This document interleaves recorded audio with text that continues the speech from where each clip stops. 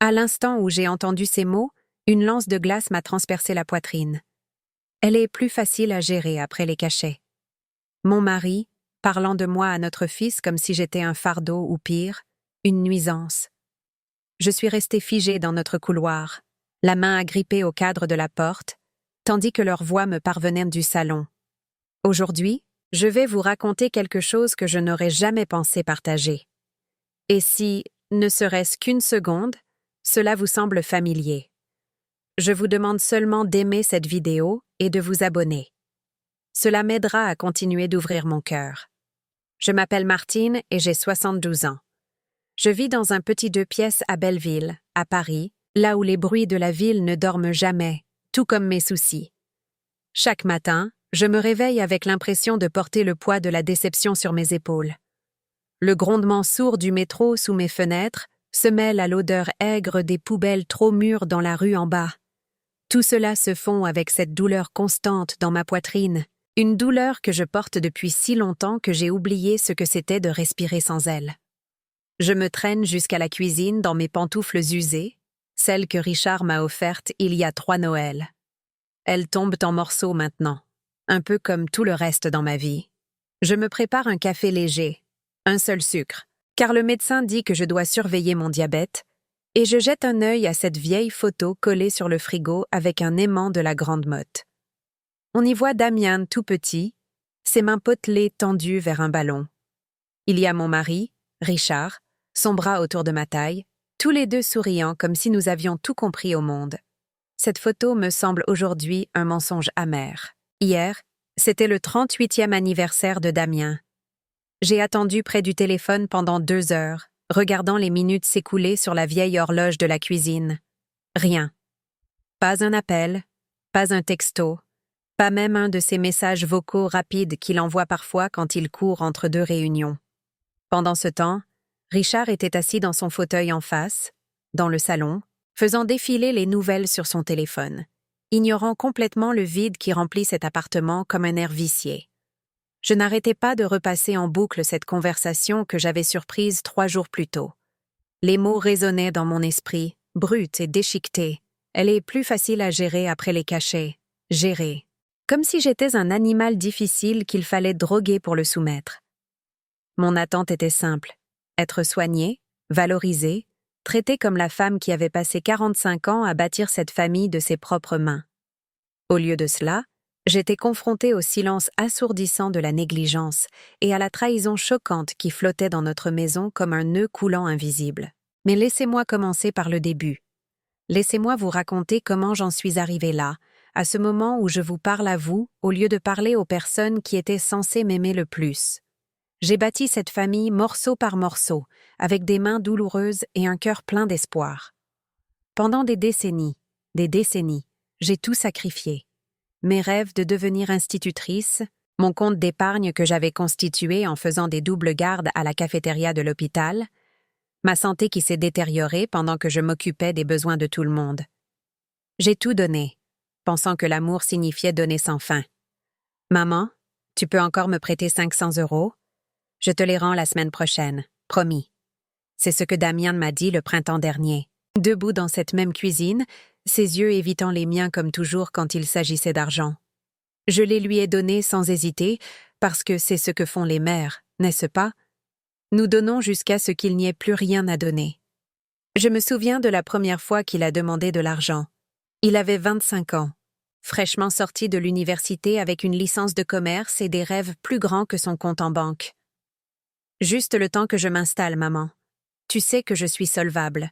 J'ai vidé mes économies, 12 000 € que j'avais mis de côté pour les coups durs. Ce coup dur n'est jamais arrivé pour moi, mais les tempêtes de Damien semblaient sans fin. Au fil des ans, les montants ont augmenté et les promesses se sont vidées.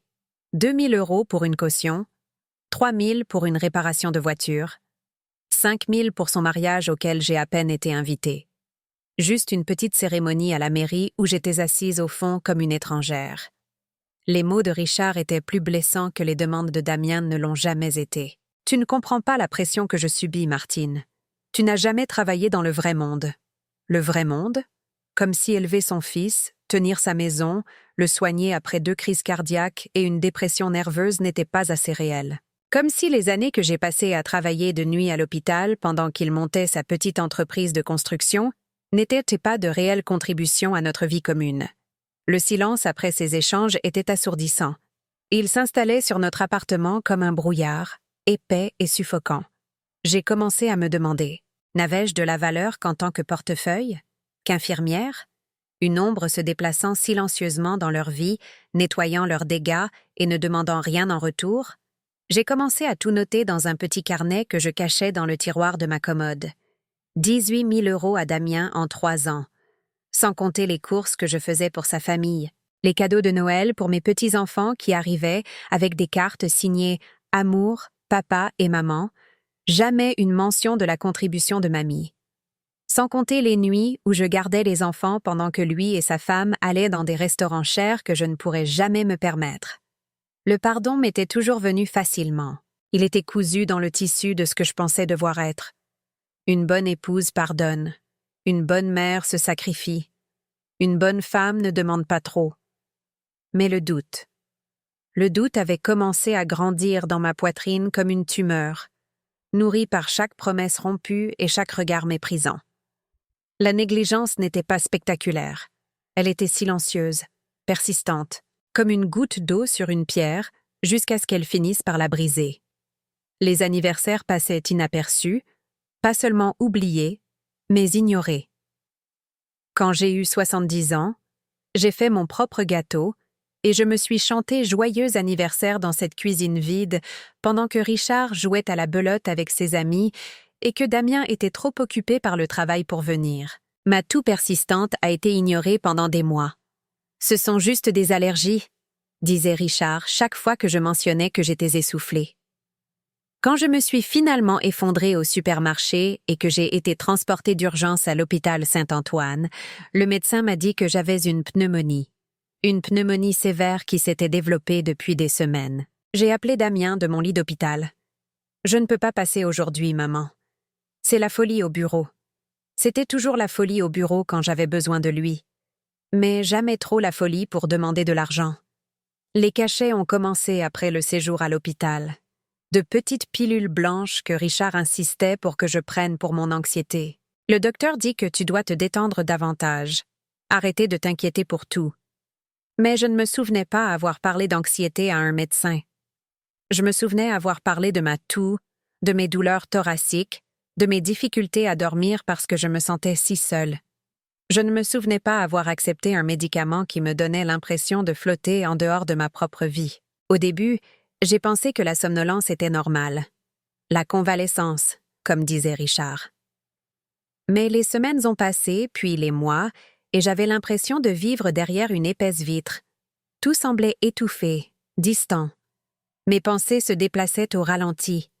Quand j'essayais de discuter des finances familiales ou de demander quand Damien pourrait me rembourser, je me trouvais incapable de former les mots correctement. « Tu vois ?» disait Richard à Damien lors de leur visite. Beaucoup plus calme maintenant. J'ai commencé à cacher les cachets au lieu de les prendre. Je les glissais sous ma langue pour les recracher plus tard. Lentement, le brouillard a commencé à se dissiper, et avec lui est venue une terrible clarté sur ce qui m'arrivait. C'est à ce moment-là que j'ai surpris la conversation qui a tout changé. J'étais rentrée plus tôt de ma tournée hebdomadaire à l'épicerie du coin. Mon arthrite me faisait souffrir, alors j'avais décidé de sauter la pharmacie et de rentrer directement à la maison. J'ai entendu des voix dans le salon, Richard et Damien, parlant à voix basse comme des gens qui discutent de problèmes. « Elle a encore demandé pour l'argent », disait Damien. Elle commence à insister. « Ne t'en fais pas pour ça. » La voix de Richard était désinvolte, méprisante. « Elle est plus facile à gérer après les cachets. Donne-lui encore quelques jours et elle oubliera tout. C'est ce qu'elle fait d'habitude. » Je suis restée dans ce couloir, mon sac de courses me cisaillant les paumes, et j'ai senti quelque chose se briser dans ma poitrine. Pas mon cœur, il se brisait lentement depuis des années. C'était quelque chose de plus profond. Ma confiance. Ma foi en la bonté fondamentale des personnes que j'aimais le plus. Ils ne se contentaient pas de prendre mon argent. Ils prenaient mon esprit. Cette nuit-là, je me suis assise à ma table de cuisine, les mains enroulées autour d'une tasse de thé froid, fixant le mur où j'avais accroché le dessin de Damien en CP de notre famille. 3 bonshommes allumettes se tenant la main sous un soleil souriant. Ma famille écrite au crayon en bas. Où était ce petit garçon qui se blottissait sur mes genoux quand les orages lui faisaient peur? Quand avait-il appris à voir sa mère comme quelque chose à gérer au lieu de quelqu'un à aimer? J'ai pris mon téléphone et j'ai fait quelque chose que je n'avais jamais fait auparavant. J'ai ouvert l'application d'enregistrement vocal que Damien m'avait montrée des mois plus tôt. Il avait dit que ça pourrait m'aider à me souvenir des choses quand les cachets me rendaient confuse. Au lieu d'enregistrer des rappels pour moi-même, je les gardais avec moi. En attendant. Ça n'a pas pris longtemps. 2 jours plus tard, ils ont recommencé.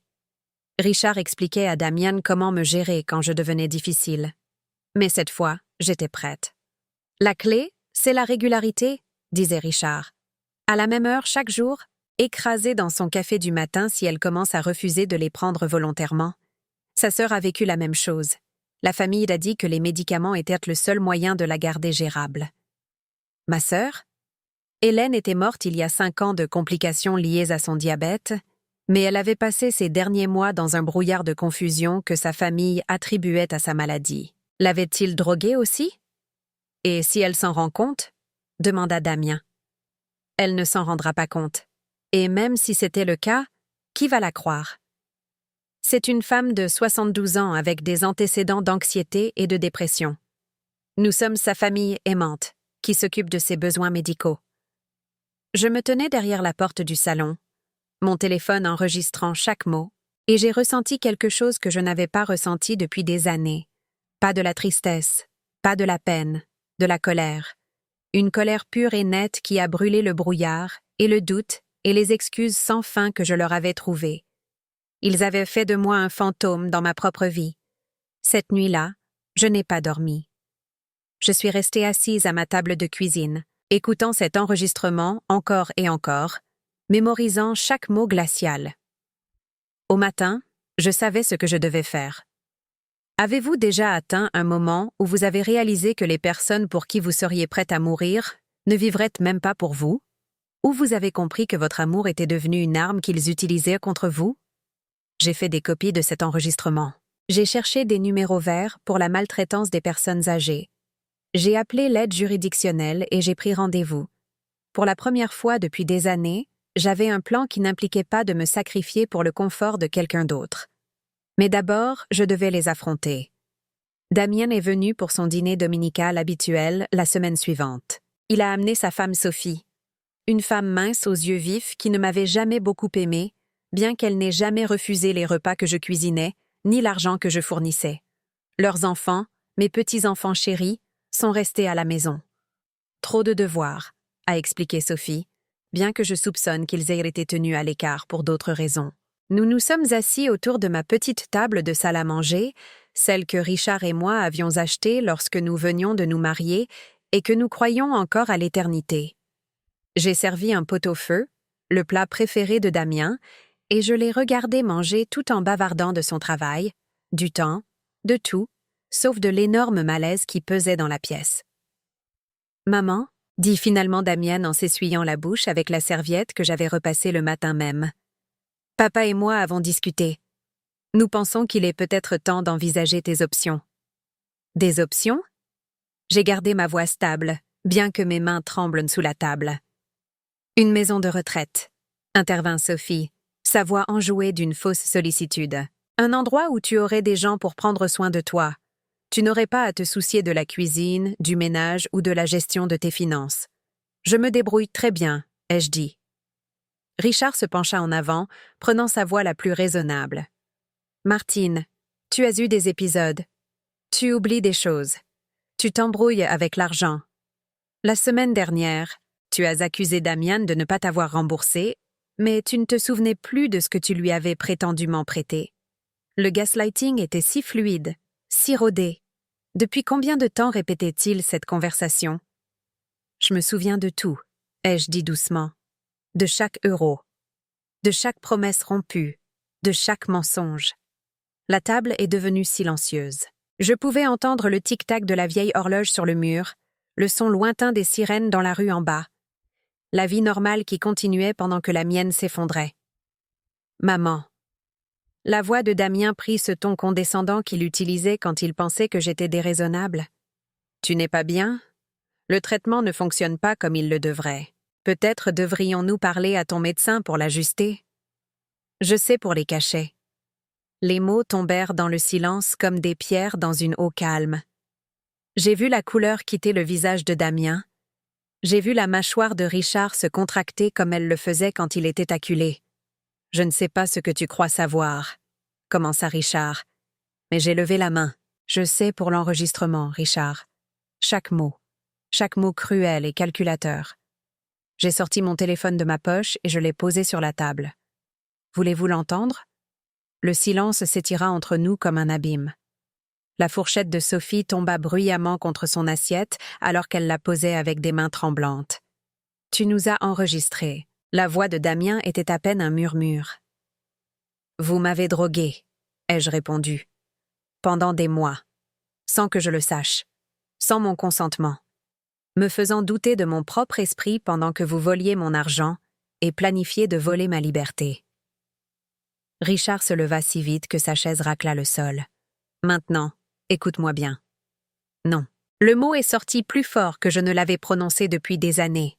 C'est vous qui allez écouter. Tous les deux. J'ai construit cette famille avec ma sueur, mes sacrifices et mon amour inconditionnel. Je vous ai donné tout ce que j'avais, et vous avez fait de moi votre victime. Je me suis levée aussi, mes mains fermes maintenant, ma voix claire. Je ne serai pas droguée pour être soumise. Je ne serai pas gérée comme un problème à résoudre. Je n'achèterai pas un amour qui doit être acheté avec ma dignité. Je suis allée dans le salon et j'ai pris cette vieille photo sur la table d'appoint, celle de la fête du 5e anniversaire de Damien, où nous rions tous devant un gâteau au chocolat.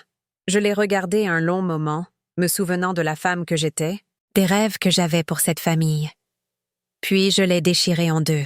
« Respectez-moi ou perdez-moi », ai-je dit, ma voix résonnant dans le silence soudain. Ce sont vos seules options maintenant. Damien pleurait, de vraies larmes coulant sur son visage comme s'il avait à nouveau 5 ans et venait de casser son jouet préféré. « Maman, s'il te plaît, on peut arranger ça. On voulait juste ce qu'il y a de mieux pour toi. Ce qu'il y a de mieux pour vous, vous voulez dire. Mon argent quand vous en aviez besoin.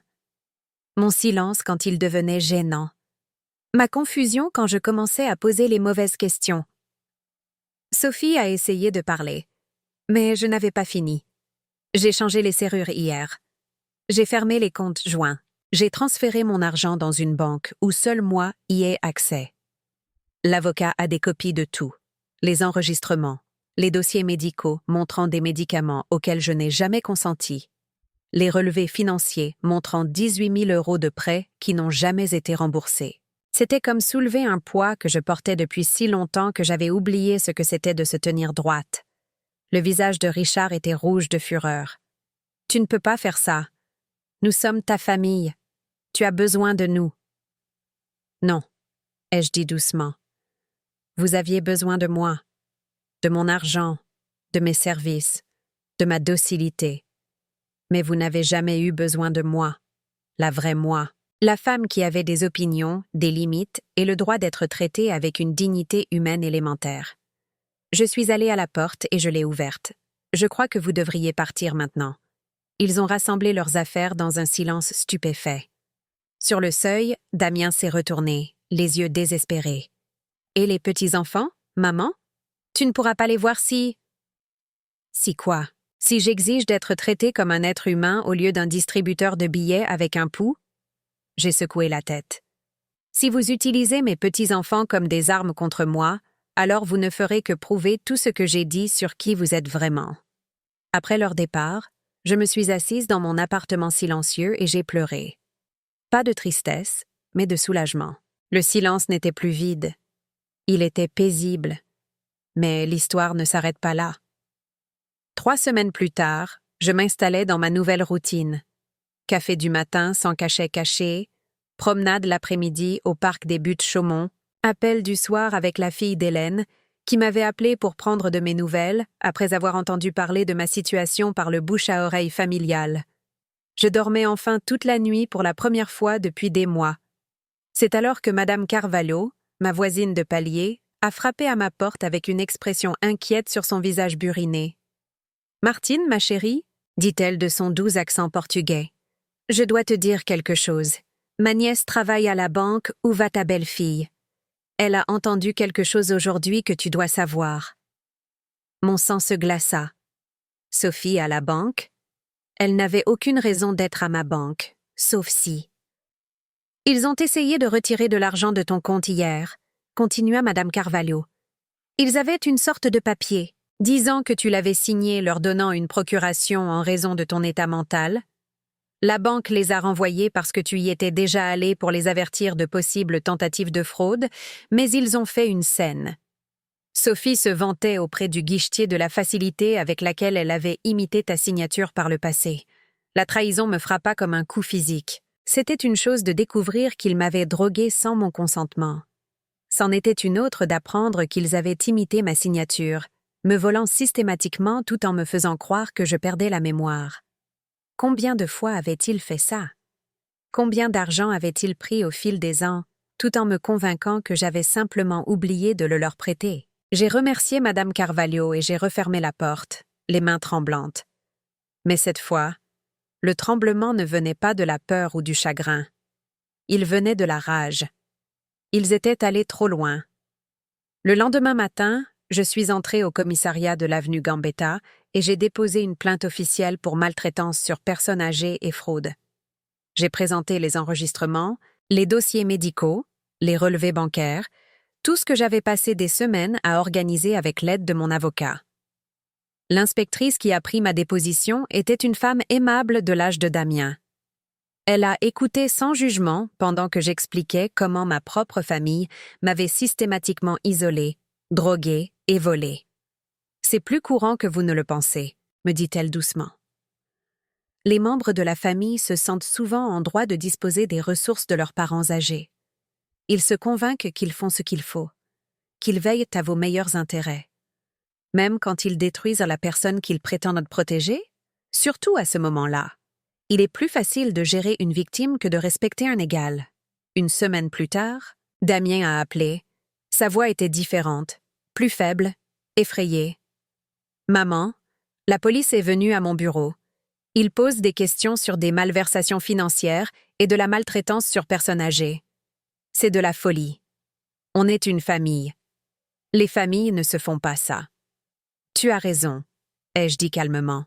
Les familles ne se droguent pas sans consentement. Elles n'imitent pas les signatures. Elles ne volent pas d'argent pour ensuite manipuler leurs victimes en leur faisant croire qu'elles perdent la tête. Mais vous m'avez fait tout ça. On a fait des erreurs. Vous avez commis des crimes, Damien. Contre la femme qui vous a donné la vie, qui a sacrifié ses rêves pour financer les vôtres, qui vous a aimé inconditionnellement même quand vous avez prouvé que vous ne le méritiez pas. Le silence à l'autre bout du fil s'est étiré si longtemps que j'ai cru qu'il avait raccroché. « Qu'est-ce que tu veux » a-t-il finalement murmuré. « Je veux que tu comprennes que les actions ont des conséquences. Je veux que tu saches que je ne laisserai plus jamais personne me faire douter de ma propre réalité. Et je veux que tu me laisses tranquille, à moins que tu ne sois prêt à me traiter avec le respect que j'aurais dû exiger il y a des années. » J'ai raccroché, me sentant étrangement vide. Pas satisfaite par la vengeance. Juste. Fini. Fini un chapitre de ma vie qui avait duré bien trop longtemps. La procédure judiciaire avançait lentement, comme c'est souvent le cas. Mais j'avais du temps maintenant. Du temps que je n'avais jamais eu auparavant parce que je ne gérais pas constamment les crises des autres ou ne remettais pas en question mes propres perceptions. J'ai utilisé ce temps pour me reconstruire. J'ai commencé à prendre des cours d'aquarelle au centre d'animation de Ménilmontant. Mes mains, qui avaient passé des décennies à servir les autres, ont appris à créer de la beauté sans autre raison que ma propre joie. J'ai peint la vue de ma fenêtre, l'arbre qui fleurissait chaque printemps devant ma chambre, la façon dont la lumière du matin frappait le bâtiment en briques de l'autre côté de la rue, des scènes simples qui m'étaient invisibles quand j'étais noyée dans les besoins de tout le monde. J'ai renoué avec de vieilles amies, des femmes de l'époque de l'hôpital qui avaient pris leur retraite il y a des années. Nous nous retrouvions pour un café dans des bistrots que je n'avais jamais eu le temps d'explorer, partageant des histoires de petits-enfants qui venaient vraiment nous voir, de maris qui avaient appris à faire leur propre lessive, d'enfants qui appelaient parce qu'ils en avaient envie, pas parce qu'ils avaient besoin de quelque chose. Je me suis toujours demandé ce que tu étais devenu, m'a dit mon amie Eliane lors d'un déjeuner dans un petit restaurant antillais sur le boulevard de Belleville. Tu as tout simplement disparu de notre groupe. Je me suis perdue, ai-je admis. J'ai oublié que j'étais une personne distincte de ce que je pouvais fournir aux autres. Elle a hoché la tête comme si elle comprenait parfaitement. Ma mère disait que certaines personnes prennent ta gentillesse pour de la faiblesse. Elles pensent qu'être bon, c'est être stupide.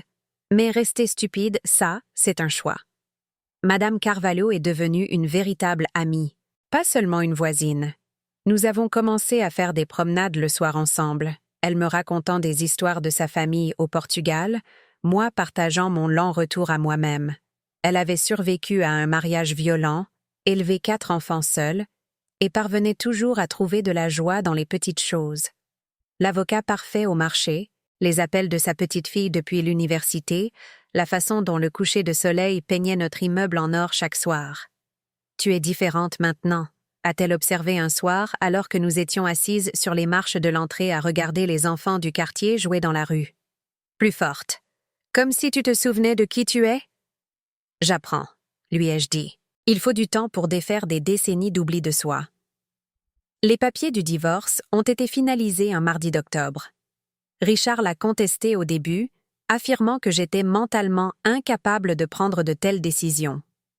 Mais l'évaluation médicale ordonnée par le tribunal m'a jugée parfaitement saine d'esprit. Plus lucide que je ne l'avais été depuis des années, en fait, une fois que les médicaments non autorisés ont été éliminés de mon système.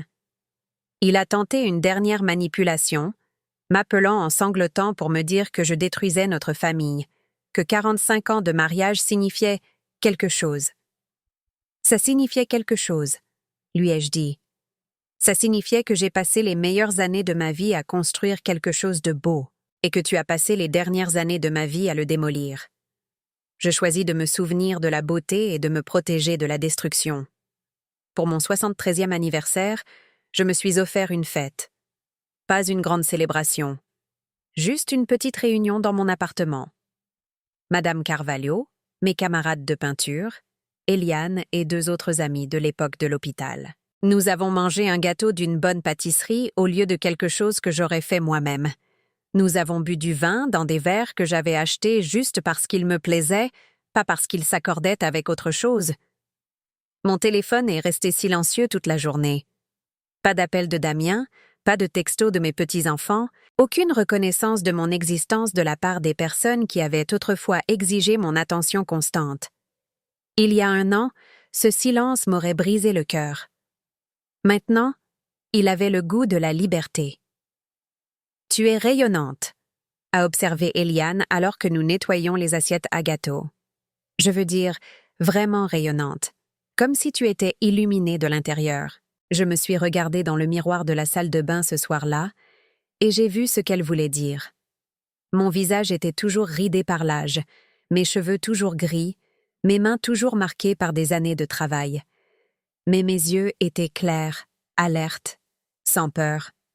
Je ressemblais à une femme qui était enfin réveillée après un long sommeil agité. L'affaire judiciaire s'est conclue 6 mois plus tard. Damien a plaidé coupable pour une accusation réduite. Exploitation financière d'une personne vulnérable. Il a dû payer une restitution, non seulement l'argent qu'il avait pris, mais aussi des dommages et intérêts pour le préjudice moral. Richard a fait face à des accusations liées à la médication sans mon consentement, bien que son avocat ait réussi à lui obtenir une probation et une thérapie obligatoire. Je ne me suis pas sentie vengée par leur punition. Je me suis sentie triste pour ce que nous avions tous perdu, la famille que nous aurions pu être si la cupidité et le contrôle n'avaient pas tout empoisonné. Mais je me suis aussi sentie fière de la femme que j'étais devenue, celle qui avait trouvé le courage de se sauver quand personne d'autre ne le ferait. La plus belle surprise est arrivée 8 mois après cette terrible confrontation. Un coup à ma porte un samedi matin a révélé ma plus jeune petite fille, Amélie, la fille de Damien âgée de 16 ans. Elle était grande maintenant, presque aussi grande que moi, avec les yeux de son grand-père mais quelque chose de plus doux dans son expression. Mamie? Sa voix était hésitante, incertaine. Je voulais te voir. Papa a dit. Enfin, papa a dit beaucoup de choses. Mais j'avais besoin d'entendre ta version. Je l'ai fait entrer et j'ai préparé un chocolat chaud comme je le faisais quand elle était petite, avec des marshmallows supplémentaires et une pincée de cannelle. Elle s'est assise à ma table de cuisine, la même table où j'avais pris la décision d'enregistrer cette conversation, où j'avais planifié ma fuite d'une vie qui me tuait à petit feu. Papa dit que tu es malade, m'a-t-elle dit, son jeune visage sérieux sous le poids des problèmes d'adulte. Que tu l'as accusé, lui et papy, de choses qui n'étaient pas vraies, parce que tu es confuse. Et toi, qu'en penses-tu? Ai-je demandé. Elle est restée silencieuse un long moment, étudiant mon visage comme si elle cherchait des signes de la folie que son père avait décrite. Tu as l'air plus toi-même que tu ne l'as été depuis des années, a-t-elle dit finalement. Plus. Présente. Comme si tu étais vraiment là au lieu d'être ailleurs. Nous avons parlé pendant 3 heures. Je n'ai pas dénigré son père ni essayé de la monter contre lui. Je lui ai juste dit la vérité, sur les cachets, sur l'argent, sur l'enregistrement, sur le fait d'apprendre que l'amour ne signifie pas accepter la maltraitance. Je lui ai montré mes peintures, mon petit appartement qui ressemblait enfin à un foyer, les albums photos que j'avais constitués de ma nouvelle vie. Quand elle s'est levée pour partir, elle m'a serré fort dans ses bras. « Je suis désolée qu'il t'ait fait ça, mamie. Et je suis désolée de ne pas être venue plus tôt. Papa a dit que tu ne voulais plus nous voir. »« Je veux toujours vous voir, » lui ai-je dit. « Mais je ne peux laisser personne vous utiliser comme un outil pour me manipuler. Si tu veux une relation avec moi, ce doit être parce que tu en as envie toi aussi, pas parce que quelqu'un te fait choisir un camp. » Elle a commencé à venir un samedi sur 2. Parfois, elle amenait son frère aîné, qui était plus méfiant mais a fini par se faire à l'idée que sa grand-mère n'était peut-être pas la méchante de l'histoire. Ils ne parlaient jamais de leur père lors de ces visites, et je ne posais jamais de questions. Il suffisait de les regarder redécouvrir la femme qu'ils avaient connue quand ils étaient petits, avant que le dysfonctionnement familial ne leur ait appris que l'amour était conditionnel et compliqué. 2 ans ont passé maintenant depuis ce moment où j'ai entendu ces mots qui ont tout changé. Je vis seule dans mon petit appartement parisien, mais je ne suis pas seule. Il y a une différence cruciale que je n'avais jamais comprise quand j'étais entourée de gens qui avaient besoin de moi pour tout, sauf pour qui j'étais réellement. Je me lève chaque matin et je me fais mon café, du vrai café, fort et noir, sans médicaments cachés pour obscurcir mes pensées. Je regarde par la fenêtre l'arbre qui fleurit à nouveau, la rue animée en bas, où les gens se précipitent vers leur travail, leurs rendez-vous et toutes les affaires urgentes de la vie. Parfois, je vois Madame Carvalho promener son minuscule chien, et nous nous saluons de la main comme le font les vieilles amies. Mon compte en banque est plus petit maintenant. Les frais de justice et le fait de recommencer coûtent de l'argent. Mais chaque euro qu'il contient est à moi, gagné par moi ou économisé par moi, non pas emprunté contre ma culpabilité, mon amour ou mon besoin désespéré d'être nécessaire. Je gère mon budget avec soin, mais je m'achète aussi des fleurs parfois, des livres que je veux lire, et du matériel d'art qui ne sert à rien d'autre qu'à ma propre joie. J'ai appris à peindre des portraits maintenant, pas seulement des paysages. J'en ai peint un de moi-même, non pas comme j'étais pendant ces années sombres où je disparaissais un peu plus chaque jour, mais comme je suis maintenant. Des mains fortes tenant un pinceau au lieu de nettoyer les dégâts de quelqu'un d'autre. Des yeux clairs regardant directement le spectateur au lieu de guetter anxieusement les signes de mécontentement. Un léger sourire qui vient du contentement plutôt que de l'espoir désespéré, qu'aujourd'hui, peut-être, je serai appréciée. Le tableau est accroché dans mon salon, là où se trouvait la photo de famille. Les visiteurs me posent parfois des questions. Est-ce moi? L'ai-je vraiment peint moi-même? Quand je leur dis oui, ils sont toujours surpris. Vous êtes si talentueuse, disent-ils. Ça fait longtemps que vous peignez? Toute ma vie, je réponds maintenant. J'ai juste pris quelques décennies de pause pour être quelqu'un d'autre. Le mois dernier, Damien a appelé. Pas pour demander de l'argent cette fois, juste pour appeler. Sa voix était différente, plus vieille, plus fatiguée. Il suivait une thérapie, a-t-il dit. Ordonnée par le tribunal au début, mais qu'il continuait volontairement parce qu'il commençait à comprendre des choses sur lui-même qu'il n'aimait pas. « J'ai eu tort », a-t-il dit simplement. « Surtout. La façon dont je t'ai traité, les choses que je t'ai prises, la personne que je suis devenue quand il s'agissait d'argent. J'ai eu tort, et je suis désolée. C'étaient les excuses que j'avais attendues, dont j'avais rêvé, pour lesquelles j'avais répété ma réponse dans ma tête pendant des mois. Maintenant qu'elles étaient enfin arrivées, je me sentais étrangement vide. Pas en colère, pas vengée, juste, fatiguée. J'apprécie, lui ai-je dit. Y a-t-il une chance? Commença-t-il, mais je l'ai interrompu doucement. J'ai besoin de temps, Damien. Tu m'as volé des années où j'étais droguée, confuse et où je doutais de ma propre réalité. Je ne suis pas prête à prétendre que des excuses effacent cela. Je comprends, a-t-il dit, et pour la première fois depuis des décennies, j'ai cru qu'il le pensait vraiment. Richard envoie des cartes pour les fêtes maintenant. Des cartes génériques sans message personnel, juste sa signature. Je ne les renvoie pas, mais je ne réponds pas non plus. Certains ponts, une fois brûlés, ne peuvent être reconstruits. Une certaine confiance, une fois brisée, ne peut être réparée. Ce n'est pas grave. Toutes les histoires n'ont pas à se terminer par le pardon. Parfois, il suffit qu'elles se terminent par la liberté. Amélie a eu son bac au printemps dernier. Elle m'a invitée à la cérémonie et j'étais assise dans le public, la regardant recevoir son diplôme avec les larmes aux yeux. Pas des larmes tristes, des larmes de fierté. Fière d'elle pour avoir maintenu notre relation malgré la pression familiale. Fière de moi d'être là, présente, lucide et célébrant sincèrement sa réussite au lieu de m'inquiéter de savoir qui pourrait être contrarié que j'ai été invitée. Après la cérémonie, elle m'a présentée à ses amis comme ma grand-mère, l'artiste. Pas ma grand-mère qui s'occupait de tout le monde, ou ma grand-mère qui prête de l'argent, ou l'un des autres rôles que j'avais joués si longtemps. Juste l'artiste. La femme qui crée de belles choses parce que la création la rend heureuse.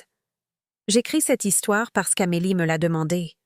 Elle postule maintenant dans des universités et elle veut écrire sa dissertation sur la résilience, sur le fait de voir quelqu'un qu'elle aime redécouvrir sa force après l'avoir perdue. Elle m'a demandé si ça me dérangeait qu'elle utilise mon histoire comme source d'inspiration. « Es-tu fière de ce que tu as fait ?» m'a-t-elle demandé. « Poursuivre en justice, divorcer de papy, recommencer à ton âge ?» J'y ai réfléchi longtemps avant de répondre. « Je suis fière d'avoir enfin assez de valeur à mes propres yeux pour me sauver la vie, lui ai-je dit. Je suis fière d'avoir choisi la vérité plutôt que la paix, la dignité plutôt que le confort. Je suis fière de t'avoir appris qu'il n'est jamais trop tard pour se défendre, même contre les gens que l'on aime. » Elle a souri à cela. Un sourire qui me rappelait moi-même à son âge, plein de possibilités et de force. Je pensais que l'amour, c'était ne jamais dire non, a-t-elle dit. Mais en te regardant, j'ai appris que parfois, l'amour signifie fixer des limites qui protègent ta capacité à continuer d'aimer. Sage parole d'une jeune femme qui ne fera pas les mêmes erreurs que moi, qui ne passera pas des décennies à confondre la gentillesse avec la faiblesse, la générosité avec l'autodestruction, la loyauté avec l'acceptation de la maltraitance. Assise ici maintenant, écrivant ces mots un samedi matin alors qu'une musique de jazz joue doucement en fond et que la lumière du soleil entre par des fenêtres que j'ai enfin eu le temps de laver correctement, je pense à la femme que j'étais il y a 3 ans, se traînant à travers ses journées dans un brouillard médicamenteux, constamment anxieuse des besoins de tout le monde, disparaissant lentement dans un rôle qui la dévorait vivante. Elle me semble être une étrangère maintenant, quelqu'un que j'ai connu autrefois mais dont je me suis éloignée, comme des vêtements d'enfance qui ne vont plus. Je ne déteste pas les gens qui m'ont transformée en elle. La haine est un poison qui fait plus de mal à celui qui le porte qu'à sa cible. Mais il ne me manque pas non plus. L'inquiétude constante pour les finances de Damien ou les humeurs de Richard ne me manque pas. Marcher sur des œufs dans ma propre maison, mesurer chaque mot pour éviter les conflits, sacrifier mes propres besoins pour que tout le monde soit heureux ne me manque pas. Et surtout, les cachets ne me manquent pas, ces petites pilules blanches censées me rendre plus facile à gérer. Savez-vous ce qui est vraiment facile à gérer? Une femme qui connaît sa propre valeur et n'a pas peur de la défendre. Une femme qui dit ce qu'elle pense et pense ce qu'elle dit. Une femme qui a appris qu'être seule n'est pas la même chose qu'être abandonnée et que le silence peut être paisible au lieu d'être douloureux. Certains soirs, je m'assois sur mon balcon et je regarde le quartier s'animer autour de moi. Les enfants jouent dans la rue, leur rire montant jusqu'à ma fenêtre. Des couples se promènent, main dans la main, se rendant au restaurant ou au cinéma, ou partout où vont les couples qui s'apprécient vraiment. Des hommes âgés jouent au domino sur le trottoir, se disputant de bonne humeur sur la politique et le sport. La vie se déroule tout autour de moi, et pour la première fois depuis des années, j'ai l'impression d'en faire partie au lieu de la regarder de derrière une vitre. Je ne suis plus invisible. Je ne suis pas un problème à gérer ou une ressource à exploiter. Je suis juste Martine, une femme qui peint des aquarelles, se lie d'amitié avec ses voisins et appelle sa petite fille tous les mercredis pour prendre des nouvelles de ses candidatures à l'université. C'est une vie plus petite que celle que j'avais avant, mesurée en personnes aidées, en argent distribué et en crise gérée, mais elle est entièrement mienne. Chaque décision que je prends est mienne. Chaque euro que je dépense est mien. Chaque moment de paix que je ressens m'appartient à moi seule. Cela vaut tout ce que j'ai perdu pour arriver ici. Si vous êtes resté avec moi tout au long de cette longue histoire, si une partie vous semble familière, si on vous a déjà dit que vous étiez trop sensible lorsque vous protestiez contre un mauvais traitement, si on vous a déjà drogué pour vous rendre docile, si votre générosité a déjà été retournée contre vous, je veux que vous sachiez quelque chose d'important. Vous n'êtes pas fou, vous n'êtes pas excessif. Vous n'êtes pas responsable de la gestion des émotions des autres au détriment de votre propre bien-être. L'amour n'exige pas que vous acceptiez la maltraitance. La famille ne donne à personne le droit de vous exploiter. L'âge ne vous rend pas moins digne de respect. Vous avez le droit à la clarté d'esprit, à la sécurité financière, à dire non sans vous justifier. Vous avez le droit d'être valorisé pour qui vous êtes, pas pour ce que vous fournissez. Vous avez le droit de vous protéger, même des gens que vous aimez. Il n'est jamais trop tard pour se sauver la vie. Il n'est jamais trop tard pour se choisir. Il n'est jamais trop tard pour découvrir qui vous êtes quand vous n'êtes pas occupé à être ce que tout le monde a besoin que vous soyez. Je l'ai appris à 72 ans, mais vous n'avez pas à attendre aussi longtemps. Avez-vous vécu quelque chose de similaire? Avez-vous vu quelqu'un que vous aimez disparaître dans le rôle de soignant familial, de distributeur de billets ou de dépotoir émotionnel? Vous êtes-vous déjà senti coupable de vouloir être traité avec une dignité humaine élémentaire par les personnes qui prétendent vous aimer? Votre histoire compte. Votre expérience est valide. Votre besoin de respect et de limite n'est pas égoïste. Il est essentiel.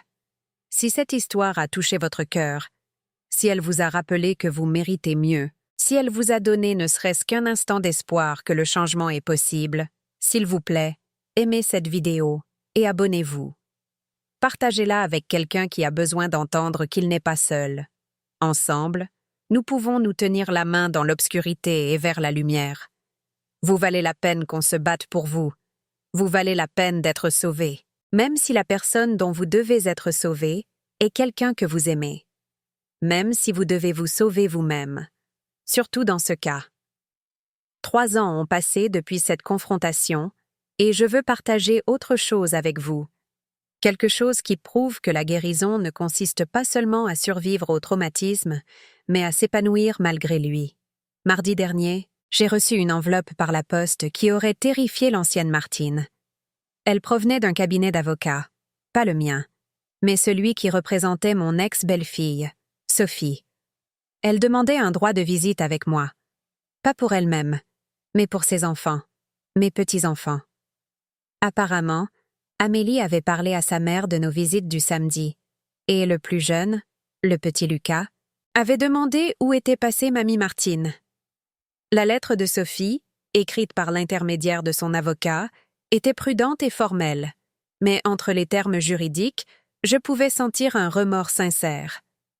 La femme que j'étais autrefois aurait immédiatement appelé Damien, se serait inquiétée de ce que cela signifiait, aurait laissé la peur prendre la décision à ma place. Au lieu de cela, je suis restée avec la lettre pendant 3 jours, réfléchissant à ce que je voulais. Non pas ce dont les autres avaient besoin, mais ce qui servirait ma propre paix et mon bonheur. J'ai appelé l'avocat et j'ai organisé une rencontre avec Sophie dans un lieu neutre, le jardin des plantes, où les cerisiers commençaient tout juste à fleurir. Elle avait l'air différente de ce dont je me souvenais, plus petite en quelque sorte, comme si le poids des conséquences l'avait usée. Ses angles vifs semblaient plus doux, ses yeux moins calculateurs. « Je veux m'excuser », dit-elle avant même que nous ayons trouvé un banc pour nous asseoir. « Pour tout. Pour avoir accepté le stratagème des médicaments. Pour la manipulation financière.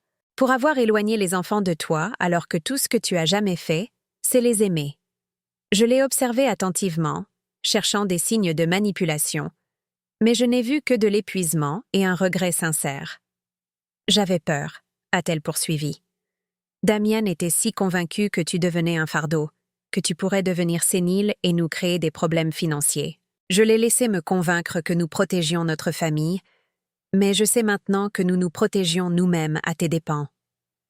Nous avons marché lentement à travers le jardin, dépassant des familles avec des poussettes et de jeunes couples prenant des photos. Des gens normaux menant une vie normale, non souillés par le poison de la cupidité et du contrôle qui avait détruit ma famille. « Les enfants te manquent », dit Sophie doucement. Lucas demande encore si tu es fâché contre lui. Amélie me parle de tes cours de peinture et de combien tu es fière de ses candidatures à l'université. Je veux qu'ils connaissent leur grand-mère, la vraie, pas la femme confuse que nous avons essayé de faire de toi. Je me suis arrêtée et je l'ai regardée droit dans les yeux. « Est-ce que tu me demandes mon pardon, Sophie ?» Elle est restée silencieuse un long moment. Je demande une chance de prouver que les gens peuvent changer, que les erreurs, même les plus terribles, n'ont pas à nous définir pour toujours. Ce soir-là, j'ai appelé Amélie et je lui ai demandé ce qu'elle pensait de la demande de sa mère. Il y a eu un silence à l'autre bout du fil, puis un soupir qui semblait plus vieux que ses 18 ans. « Je pense que maman est sincèrement désolée », a-t-elle dit finalement. Mais je pense aussi qu'elle a peur. Le divorce a durement touché papa financièrement. Il a dû te rembourser tout cet argent, et puis les frais de justice. Maman a 2 emplois, et Lucas n'arrête pas de demander après toi. Elle a besoin d'aide, mais cette fois, elle demande au lieu de simplement prendre. Et qu'est-ce que tu penses que je devrais faire? Je pense que tu devrais faire ce qui te rend heureuse, mamie. Tu as gagné le droit d'être égoïste. Égoïste. Quel mot à utiliser pour une femme qui avait passé 70 ans à faire passer les besoins de tout le monde en premier? Mais Amélie avait raison. J'avais gagné ce droit. J'ai invité Sophie à amener Lucas et sa sœur aînée Juliette pour une visite. Pas dans mon appartement. Cet espace était encore trop précieux, trop à moi pour le partager avec des gens qui avaient contribué à ma douleur. Au lieu de cela, nous nous sommes retrouvés au centre d'animation où je prenais mes cours d'art. J'avais arrangé la présence de mon professeur, Madame Chen, pour aider les enfants à essayer l'aquarelle pendant que Sophie et moi parlions. Lucas avait 7 ans maintenant, avec l'épi têtu de Damien et les grands yeux de ma mère. Il a couru vers moi sans hésitation, en roulant ses petits bras autour de ma taille, comme si le temps n'avait pas passé. « Mamie Martine! Maman a dit que tu étais malade, mais tu as l'air super bien. » Son honnêteté innocente a brisé quelque chose dans ma poitrine. Juliette, 12 ans et prudente comme l'était sa mère, est restée en retrait jusqu'à ce qu'elle voie l'accueil enthousiaste de Lucas. Puis elle s'est approchée timidement et a accepté mon étreinte, bien qu'elle n'ait cessé de jeter des coups d'œil à sa mère comme pour demander la permission. Nous avons passé 2 heures dans ce centre d'animation. J'ai regardé mes petits-enfants peindre des fleurs et des maisons maladroites, mais enthousiaste pendant que Sophie me parlait de sa vie, les difficultés financières, la culpabilité de ce qu'il m'avait fait, la façon dont Damien s'était replié sur lui-même après l'affaire judiciaire. « Il se fait aider », dit-elle. « Une vraie thérapie, pas seulement ce que le tribunal exigeait. Il parle de toi parfois, de comment il aimerait pouvoir défaire ce qu'il a fait. Et toi, Sophie? Qu'est-ce que tu souhaiterais ?» Elle leva les yeux de l'aquarelle qu'elle barbouillait sans conviction. J'aimerais avoir eu le courage de lui tenir tête quand je savais que ce que nous faisions était mal. J'aimerais t'avoir apprécié pour qui tu étais au lieu de te voir comme un actif à gérer. Quand il fut temps de partir, Lucas demanda s'il pouvait revenir la semaine prochaine. Je veux apprendre à peindre comme toi, mamie. Madame Chen dit que tu es vraiment douée. J'ai regardé Sophie, qui observait son fils les larmes aux yeux. On verra, lui ai-je dit, mais peut-être qu'on peut arranger quelque chose. Cette nuit-là, j'ai appelé Madame Carvalho et je lui ai raconté la visite. Elle a écouté sans jugement, comme toujours, puis a offert la sagesse qui l'avait guidée à travers ses propres situations familiales difficiles. Pardonner n'est pas la même chose qu'oublier, a-t-elle dit. Et donner une autre chance à quelqu'un ne signifie pas que tu dois lui donner la même chance qu'avant. Tu peux aimer ses enfants sans laisser leurs parents te blesser à nouveau. Au cours du mois suivant, j'ai établi une routine avec mes petits-enfants qui me semblait sûre. Des cours d'art le samedi après-midi au centre d'animation, où Sophie les déposait et les récupérait. Pas de visite à mon appartement, pas de dîner de famille privé, pas d'occasion de retomber dans les vieux schémas de manipulation et de contrôle. Les enfants s'épanouissaient dans cet environnement. Lucas a découvert qu'il avait un talent pour peindre des animaux, des créatures sauvages et colorées qui semblaient jaillir du papier avec une joie primale. Juliette était plus prudente, plus précise, créant des illustrations botaniques détaillées qui me rappelaient les dessins scientifiques des vieux manuels. « Vous êtes différente avec eux », a observé Madame Chen un après-midi après le départ des enfants avec leur mère.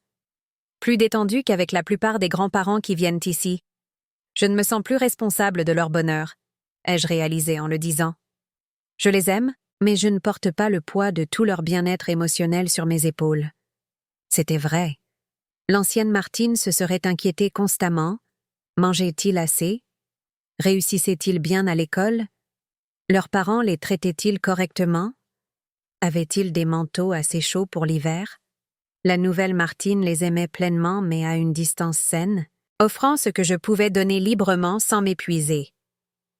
Un samedi, Lucas a posé une question qui m'a laissé sans voix. « Mamie, pourquoi papa a dit que tu étais malade alors que tu n'étais pas vraiment malade? » Sophie est devenue blême, mais j'avais appris à ne plus couvrir les mensonges des autres. Parfois, Lucas, les adultes font des erreurs. De grosses erreurs. Ton papa pensait que ce serait plus facile si j'étais confuse et que je ne pouvais pas poser de questions sur des choses qui étaient importantes pour moi. Comme quel genre de questions? Comme des questions sur mon argent, sur la façon dont je voulais vivre ma vie, et si je voulais prendre des médicaments qui me rendaient somnolente tout le temps. Il a réfléchi à cela avec le sérieux que les enfants apportent aux révélations importantes. « Ça n'a pas l'air très gentil », a-t-il dit finalement. « Non, ai-je convenu. Ce n'était pas très gentil. Mais parfois, les gens font des choses pas gentilles quand ils ont peur, qu'ils s'inquiètent pour l'argent ou qu'ils oublient que les autres ont aussi des sentiments. » Juliette leva les yeux de son dessin. « C'est pour ça que tu ne vis plus avec papy? C'est en partie pour ça, ma chérie. Parfois, quand les gens se font beaucoup de mal, ils ne peuvent plus vivre ensemble, même s'ils s'aimaient beaucoup avant. Les questions ne me perturbaient pas comme elles l'auraient fait un an plus tôt. Je n'avais plus peur de la vérité, ni ne m'inquiétais de protéger tout le monde des conséquences de leurs actions. Les enfants méritèrent des réponses honnêtes, adaptées à leur âge mais réelles, sur la raison pour laquelle leur famille s'était fracturée. Sophie, à son honneur, n'a pas essayé de mettre fin à ces conversations ou de détourner la curiosité naturelle des enfants. Elle restait assise en silence, essuyant parfois des larmes, mais me laissant gérer leurs questions à ma manière. Après une séance particulièrement révélatrice, elle a demandé si nous pouvions parler en privé. « Je veux que tu saches, » dit-elle alors que nous regardions les enfants jouer dans le petit jardin du centre d'animation, « que je n'essaie pas de te manipuler pour nous réintégrer complètement dans ta vie. Je sais que nous ne le méritons pas. Je veux juste que mes enfants connaissent leur grand-mère avant qu'il ne soit trop tard. Trop tard pourquoi? Trop tard pour qu'ils apprennent à quoi ressemble la vraie force. Trop tard pour qu'ils comprennent que l'amour ne signifie pas accepter le mauvais traitement. Trop tard pour que je leur montre qu'il est possible d'admettre qu'on a tort et d'essayer de réparer, même quand on ne peut pas effacer les dégâts. » C'était la chose la plus honnête qu'elle m'ait jamais dite. « Sophie, » ai-je dit prudemment, « je veux que tu comprennes quelque chose. Je ne te ferai plus jamais confiance comme avant. Je ne serai plus jamais vulnérable avec toi. Mais cela ne signifie pas que nous ne pouvons pas trouver un moyen d'avancer qui serve le bonheur des enfants et respecte mes limites. » Elle a hoché la tête, des larmes coulant sur son visage. « Je comprends. et je suis reconnaissante ne serait-ce que pour ça. L'automne de ma 74e année a apporté des développements inattendus. Damien a demandé à me voir, non pas par l'intermédiaire de Sophie ou des enfants, mais directement dans une lettre soigneusement rédigée qui reconnaissait la douleur qu'il avait causée et ne demandait rien de plus que la chance de s'excuser en personne. J'ai failli dire non. Les blessures qu'il avait infligées étaient les plus profondes, car elles venaient de l'enfant que j'avais aimé le plus inconditionnellement, celui pour qui j'avais le plus sacrifié. Mais la curiosité l'a emporté sur la prudence. J'ai accepté de le rencontrer au même endroit neutre où j'avais rencontré Sophie, le jardin des plantes, cette fois lorsque les feuilles devenaient dorées et rouges. Il paraissait plus vieux que ses 40 ans, des cheveux gris parsemant sa chevelure, des rides autour des yeux qui parlaient de nuits blanches et de lourds regrets. Quand il m'a vu marcher sur le sentier vers notre point de rencontre désigné, son visage s'est décomposé comme celui d'un enfant, et pendant un instant j'ai vu le petit garçon qui se blottissait sur mes genoux pendant les orages. « Maman !» dit-il, la voix brisée sur le mot. « Je ne sais même pas par où commencer. »« Commence par la vérité, » lui ai-je dit, m'asseyant sur le banc à côté de lui, mais en gardant une distance prudente. Toute la vérité. Il m'a parlé du problème de jeu qu'il avait caché pendant des années, la vraie raison pour laquelle il avait eu besoin de tant d'argent, les dettes que je l'avais aidé à payer sans le savoir. Il m'a parlé de la pression financière qui avait fait de mon compte d'épargne une solution à tous ses problèmes. Il m'a parlé du jour où Richard a suggéré les cachets, de combien cela lui avait semblé mal même s'il avait suivi le mouvement. Je me suis dit que nous te protégions du stress, dit-il, les mains tremblantes en parlant, de l'inquiétude de savoir à quel point les choses allaient se mal. Mais la vérité, c'est que nous nous protégions nous-mêmes, de devoir affronter ce que nous étions devenus, de devoir trouver de vraies solutions, de devoir te traiter comme une adulte qui méritait de faire ses propres choix. Il a parlé pendant près d'1 heure, vidant des années de mensonges, de justifications et de honte enfouies. J'ai écouté sans l'interrompre, observant son visage à la recherche des signes de manipulation que j'avais appris à reconnaître, mais ne voyant qu'une angoisse sincère. Le pire, a-t-il dit finalement, c'est que j'ai appris à te voir comme un problème au lieu d'une personne. À penser à toi comme quelqu'un qui ne pouvait pas supporter la vérité au lieu de quelqu'un qui méritait de la connaître. À me convaincre que te contrôler était la même chose que prendre soin de toi. Et que vois-tu maintenant ? Ai-je demandé. Je vois une femme qui était plus forte que nous tous réunis, a-t-il dit sans hésitation. Assez forte pour survivre à ce que nous lui avons fait. Assez forte pour se sauver quand personne d'autre ne le ferait. Assez forte pour reconstruire sa vie à un âge où la plupart des gens pensent que leur histoire est déjà écrite. Nous sommes restés assis en silence pendant un moment, regardant d'autres familles passer, des familles normales où les grands-mères poussaient des poussettes et où les enfants adultes appelaient juste pour bavarder, où l'amour n'était pas compliqué par la cupidité, le contrôle ou le besoin de gérer des vérités gênantes. « Qu'est-ce que tu attends de moi, Damian ?» ai-je finalement demandé. « Rien, » a-t-il dit, et pour la première fois de notre conversation, je l'ai cru complètement. « Je ne veux pas de ton argent. Je suis sevrée du jeu depuis 18 mois, et je paie mes propres factures maintenant. Je ne veux pas que tu me pardonnes. Je sais que certaines choses ne peuvent être pardonnées. Je ne veux même pas de relation avec toi. Pas si cela te cause du stress ou te fait douter de toi à nouveau. Alors, pourquoi sommes-nous ici? Parce que j'ai besoin que tu saches que tu avais raison. Surtout. Sur les cachets, sur l'argent, sur le fait que nous utilisions ton amour contre toi. J'ai besoin que tu saches que ce qui t'est arrivé n'était pas de ta faute, n'était pas parce que tu étais confuse, difficile ou trop sensible. C'était parce que nous t'avons manqué de la manière la plus fondamentale. Il a sorti une enveloppe de la poche de sa veste. C'est l'acte de propriété de la maison, celle que papa et moi avons achetée avec ton argent il y a des années, celle dont nous t'avions convaincu qu'il s'agissait juste d'un prêt. Elle est à toi maintenant, libre de toute charge. Tu peux la vendre, y vivre, la brûler, ce qui te rendrait la plus heureuse. J'ai pris l'enveloppe avec des mains tremblantes. La maison à Montreuil, un modeste 3 pièces qu'ils avaient acheté comme investissement locatif, valait maintenant près de 3 fois ce qu'ils m'avaient emprunté pour l'acquérir. Damien. Elle n'a jamais été à nous, a-t-il dit fermement. Nous avons utilisé ton argent et ta confiance pour l'acheter, puis nous avons menti sur le remboursement. Elle t'appartient. Elle t'a toujours appartenu. J'ai fixé l'enveloppe, pensant aux années où j'avais lutté pour payer mon loyer, pendant qu'il percevait des revenus d'une propriété achetée avec mes économies. Ça n'efface rien, lui ai-je dit. Je sais. Mais c'est un début. C'est la reconnaissance que tu n'as jamais été confuse, que tu n'as jamais eu tort, que tu n'as jamais été trop de problèmes. Tu étais une femme qui méritait mieux que ce que nous t'avons donné.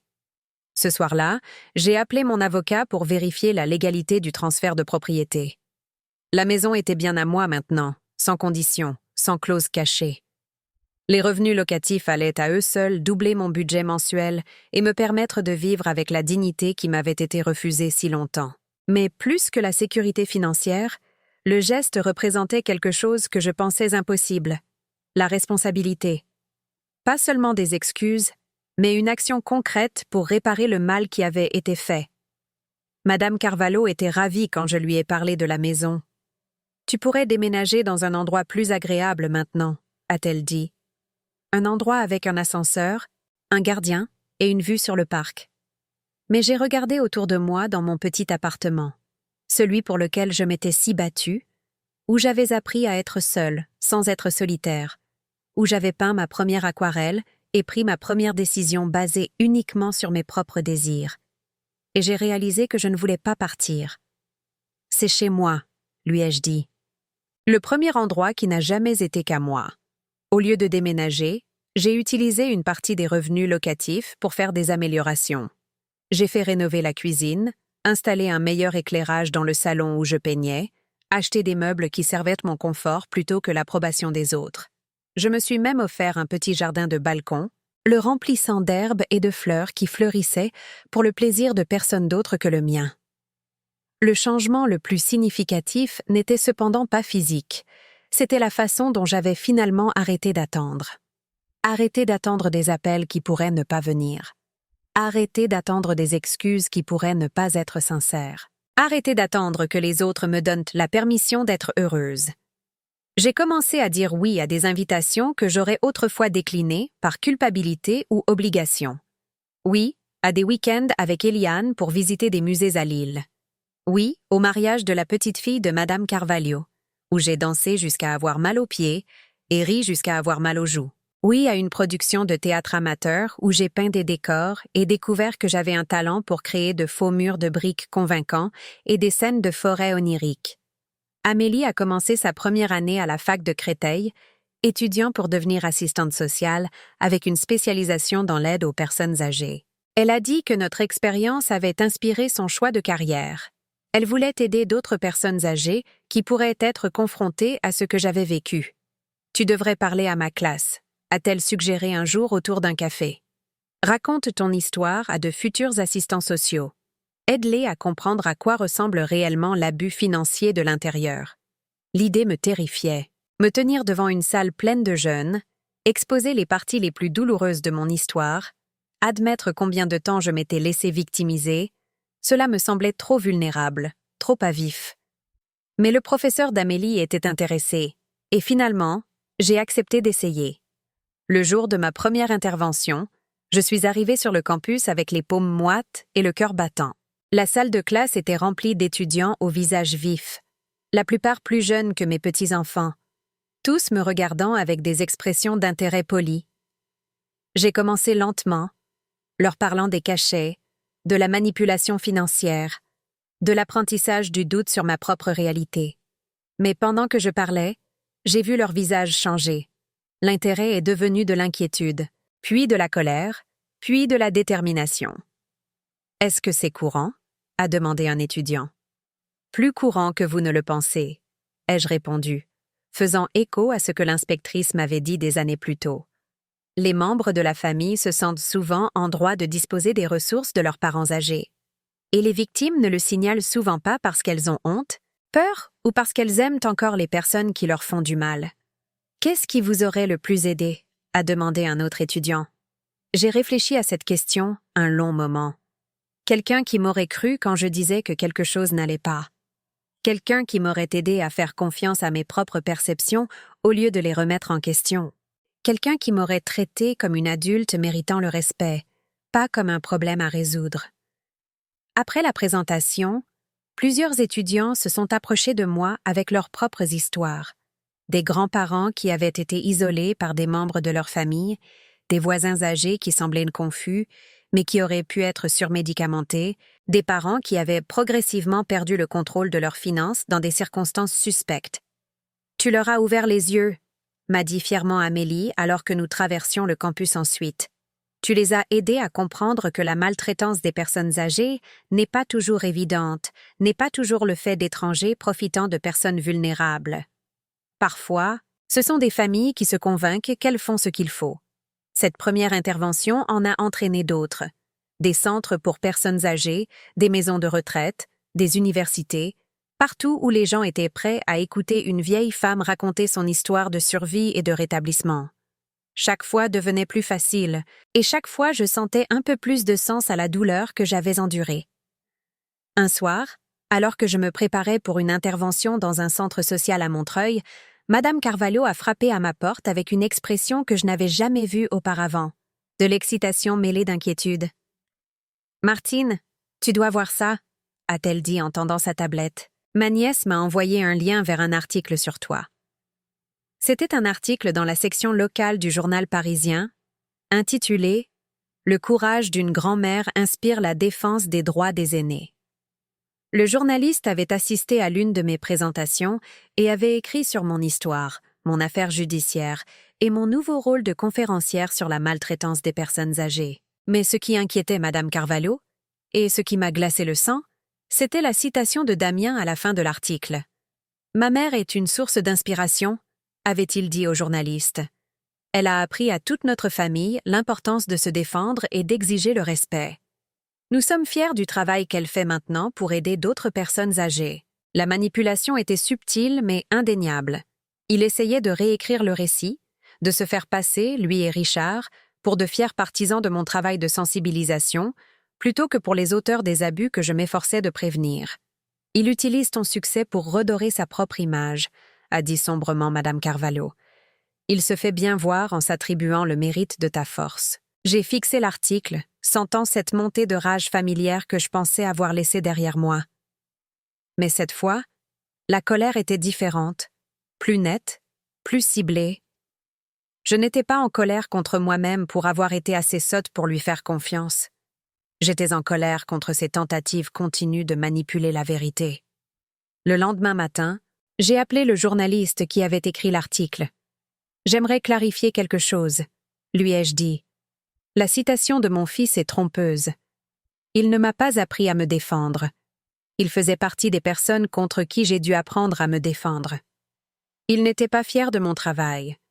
Il était l'une des raisons pour lesquelles ce travail est devenu nécessaire. » Le journaliste était intéressé à en savoir plus, et je me suis retrouvée à donner ma première interview aux médias, parlant clairement et calmement des détails spécifiques de ce que Damien et Richard m'avaient fait. L'article de suivi était plus direct, plus honnête, et il incluait la citation complète de Damien à côté de ma réponse. Martine Dubois, survivante de maltraitance, tient à mettre une chose au clair.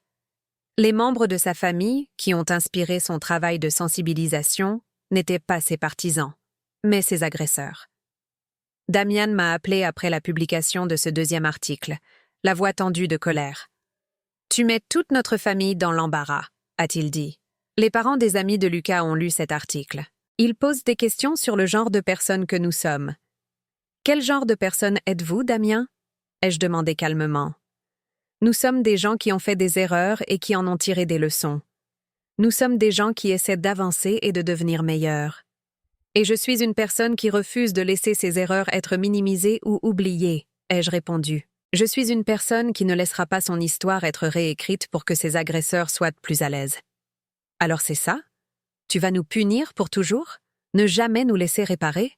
Réparer ne signifie pas que je doive vous protéger des conséquences de vos actions, ai-je dit.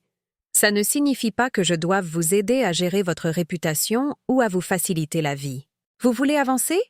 Avancez. Mais ne vous attendez pas à ce que je vous porte pendant que vous le faites. J'ai raccroché, me sentant plus légère que je ne l'avais été depuis des mois. La conversation a clarifié quelque chose avec lequel je luttais depuis les excuses de Damien dans le jardin. Le pardon, ai-je réalisé, ne m'obligeait pas à lui faciliter la vie. La guérison ne signifiait pas prétendre que les dégâts n'avaient pas été faits. Cet hiver-là, j'ai reçu un appel inattendu d'une femme nommée Carole, dont la voix tremblait de larmes. « Je vous ai entendu parler au centre pour personnes âgées de la porte de Bagnolet », a-t-elle dit, à propos des cachets, de l'argent et je pense que ça m'arrive aussi. Au cours de l'heure suivante, Carole m'a raconté une histoire qui était d'une familiarité déchirante. Des enfants adultes qui avaient progressivement pris le contrôle de ses finances, des médicaments qui la rendaient confuse et docile. Un sentiment croissant que quelque chose n'allait pas, mais personne qui ne croyait à ses inquiétudes. « Que dois-je faire ?» a-t-elle demandé. Je l'ai guidée à travers les étapes que j'avais suivies, tout documenter, trouver une aide juridique de confiance, créer des espaces sûrs pour une pensée claire. Mais plus que des conseils pratiques, je lui ai donné quelque chose que personne ne m'avait donné pendant mes moments les plus sombres, la validation que ses perceptions étaient exactes, que ses préoccupations étaient raisonnables, qu'elle méritait mieux que ce qu'elle recevait. « Vous n'êtes pas folle », lui ai-je dit. Les mêmes mots que j'aurais aimé que quelqu'un me dise. Vous n'imaginez rien. Et vous n'êtes pas trop vieille pour vous sauver. Cet appel en a entraîné d'autres.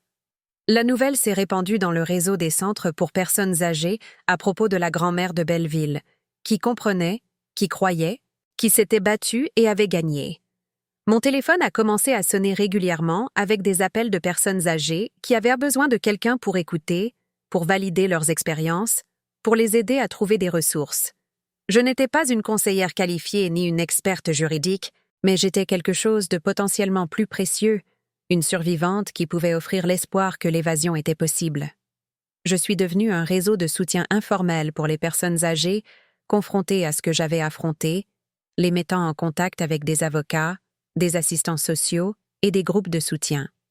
Madame Carvalho a commencé à m'aider à organiser ces appels, utilisant son appartement comme point de contact secondaire pour les personnes qui avaient peur d'appeler directement. Nous avons développé un système. Elle prenait les premiers appels, évaluait la sécurité de la situation, puis mettait les appelants en contact avec moi s'ils avaient besoin de quelqu'un qui comprenait vraiment leur expérience. « Tu as créé quelque chose de beau à partir de quelque chose de terrible », a-t-elle observé un soir, alors que nous passions en revue une liste de personnes que j'avais aidées à trouver des ressources au cours du mois écoulé. Tu transformes ta douleur en un chemin vers la liberté pour les autres. Pour mon 75e anniversaire, j'ai organisé un autre type de célébration. Au lieu d'une fête privée avec des amis, j'ai organisé un rassemblement de sensibilisation aux droits des aînés au centre social. J'ai invité toutes les personnes que j'avais rencontrées grâce à mon travail de sensibilisation, d'autres survivants, des assistants sociaux, des avocats spécialisés dans les cas de maltraitance des personnes âgées, des membres de famille qui voulaient comprendre comment soutenir les personnes âgées sans prendre le contrôle d'elles.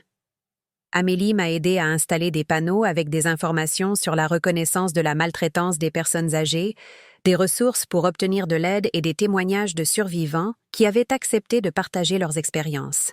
Madame Carvalho a fait sa fameuse tarte tatin et Eliane a apporté des fleurs de son jardin. Debout dans cette pièce pleine de gens réunis autour de l'objectif commun de protéger la dignité et l'autonomie des personnes âgées, j'ai ressenti quelque chose que je n'avais jamais connu auparavant. La profonde satisfaction d'une vie qui avait trouvé son véritable but.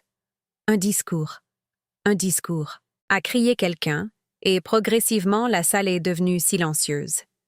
J'ai regardé les visages qui m'observaient, de jeunes étudiants en travail social, des avocats d'âge moyen, d'autres survivants, des membres de famille cherchant à faire mieux. C'était ma vraie famille maintenant, ai-je réalisé. Pas liée par le sang ou l'obligation, mais par des valeurs communes et un respect mutuel. Il y a 3 ans, ai-je commencé, j'étais une femme qui ne faisait pas confiance à son propre esprit, qui ne pouvait pas accéder à son propre argent, qui avait été convaincue que ses besoins n'avaient pas d'importance. Aujourd'hui, je suis une femme qui connaît sa valeur, qui dit sa vérité, qui aide d'autres personnes à trouver leur voie quand elles pensaient l'avoir perdue pour toujours. Les applaudissements étaient chaleureux et soutenus, mais ce qui comptait le plus pour moi, c'étaient les visages que je pouvais voir clairement. Des gens hochant la tête en signe de reconnaissance, essuyant des larmes, semblant déterminés à poursuivre ce travail. Nous sommes ici parce que nous croyons que l'âge ne diminue pas la dignité, qu'une relation familiale ne justifie pas la maltraitance et qu'il n'est jamais trop tard pour se choisir. Nous sommes ici parce que nous refusons de laisser nos aînés devenir invisibles, jetables ou gérables. Après la fin du programme officiel, les gens sont restés, partageant des histoires, échangeant des coordonnées, faisant des plans pour de futures collaborations. Je me suis retrouvée en conversation avec une jeune avocate spécialisée dans le droit des personnes âgées. « Nous avons besoin de quelqu'un comme vous dans notre conseil consultatif », m'a-t-elle dit. Quelqu'un qui a vécu cette expérience et peut nous aider à comprendre ce que nos clients traversent réellement. C'était une offre que j'aurais été trop intimidée pour envisager 3 ans plus tôt. Mais la femme debout dans ce centre social, entourée de personnes qui appréciaient sa voix et respectaient son expérience, n'a pas hésité. « Je serai honorée », ai-je dit. Plus tard dans la soirée, après le départ du dernier invité et l'aide de Madame Carvalho pour nettoyer, je me suis assise seule dans mon appartement, regardant les cartes et les lettres que les gens m'avaient laissées, des messages de gratitude de personnes qui avaient entendu mon histoire et trouvé le courage d'examiner leur propre situation. Des notes de membres de famille qui avaient reconnu des schémas problématiques dans leurs relations avec des parents plus âgés. Des coordonnées de personnes qui voulaient rejoindre le réseau informel que j'avais accidentellement créé. Une lettre a particulièrement attiré mon attention. Elle venait de Sophie, livrée en main propre pendant la fête. « Chère Martine », lisait-on. « Je sais que je n'ai aucun droit de vous dire à quel point je suis fière de ce que vous êtes devenu. À quel point votre travail m'inspire, ou à quel point je suis reconnaissante que mes enfants puissent être témoins de votre force. Mais je vais vous le dire quand même, parce que certaines vérités valent le risque de dépasser les limites. Vous avez transformé votre douleur en un but d'une manière qui nous enseigne à tous ce qu'est la vraie résilience. Vous avez refusé de laisser ce qui vous a été fait définir ce que vous pouviez devenir. Vous avez créé de la lumière à partir des ténèbres, de l'espoir à partir du désespoir, du pouvoir à partir de l'impuissance. Lucas et Juliette parlent de leur grand-mère la militante, de leur grand-mère la conférencière, de leur grand-mère qui aide les gens. Ils apprennent de vous que l'âge apporte la sagesse, pas la faiblesse. Que les limites créent une relation au lieu de la détruire. Que se battre pour soi-même n'est pas égoïste, c'est nécessaire. Je ne pourrai jamais réparer le mal auquel j'ai contribué. Mais je peux passer le reste de ma vie à m'assurer que mes enfants comprennent ce que j'ai appris trop tard, que l'amour sans respect n'est pas du tout de l'amour. Merci de nous montrer à quoi ressemble la force. Merci de refuser de rester petite pour nous mettre à l'aise. Merci de vous être choisie, même si cela signifiait nous perdre. Avec un profond respect et une gratitude durable, Sophie.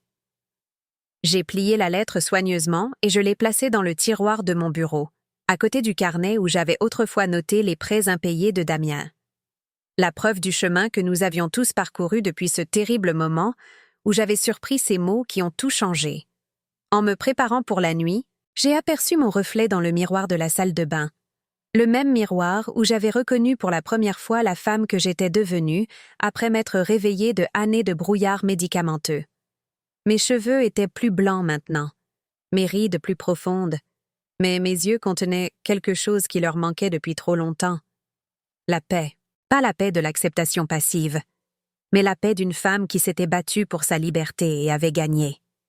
La paix de quelqu'un qui avait appris la différence entre être seul et être abandonné, entre le silence et le vide, entre survivre et s'épanouir.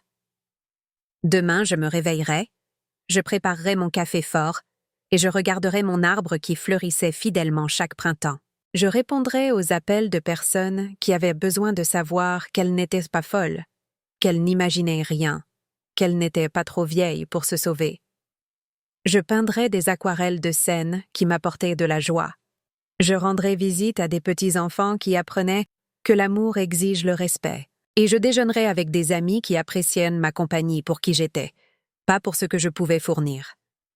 C'était une vie que je m'étais construite moi-même, à partir des cendres de la vie qui m'avait presque détruite. Une vie qui était entièrement mienne. Et à 75 ans, je ne faisais que commencer. Si vous regardez ceci et que vous vous reconnaissez dans mon histoire, si on vous dit que vous êtes trop sensible lorsque vous protestez contre un mauvais traitement, si votre jugement est remis en question lorsque vous soulevez des préoccupations valables, si vous êtes géré au lieu d'être respecté, s'il vous plaît, sachez que le changement est possible. S'il vous plaît, sachez que votre voix compte, que vos perceptions sont valides et que votre dignité est non négociable. S'il vous plaît, sachez qu'il n'est jamais trop tard pour vous choisir, pour fixer des limites, pour exiger le respect que vous méritez. S'il vous plaît, sachez que vous n'êtes pas seul. Votre histoire compte aussi. Et si le partage de la mienne aide ne serait-ce qu'une personne à trouver le courage de se sauver, alors chaque instant de douleur en valait la peine. Chaque larme, chaque nuit blanche, chaque moment de doute, tout cela valait la personne que je suis devenue de l'autre côté. Abonnez-vous si cela a touché votre cœur. Partagez-le avec quelqu'un qui a besoin d'entendre qu'il n'est pas seul, que le changement est possible, qu'il mérite mieux. Ensemble, nous pouvons créer un monde où l'âge apporte le respect au lieu de la vulnérabilité, où la famille signifie protection au lieu d'exploitation, où l'amour n'exige jamais l'abandon de la dignité. Vous valez la peine qu'on se batte pour vous, vous valez la peine d'être sauvé, même si vous devez vous sauver vous-même, surtout dans ce cas.